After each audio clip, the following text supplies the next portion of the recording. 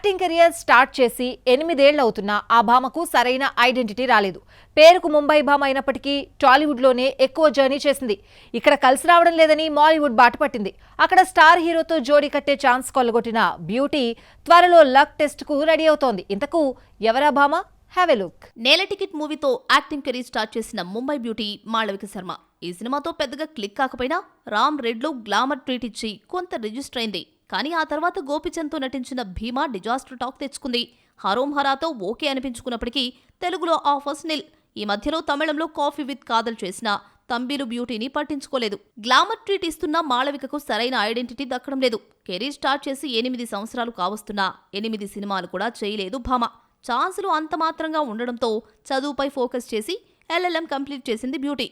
ఇక studies complete కావడంతో acting వైపు టర్న్ తీసుకున్న బ్యూటీ తమిళ్ తెలుగులో ఛాన్సులు రాకపోవడంతో మాలీవుడ్ బాట పట్టింది. పృథ్వీరాజ్ సుకుమారంతో హై ఆక్టెన్ యాక్షన్ డ్రామా ఖలీఫాలో నటిస్తోంది మాళవిక శర్మ.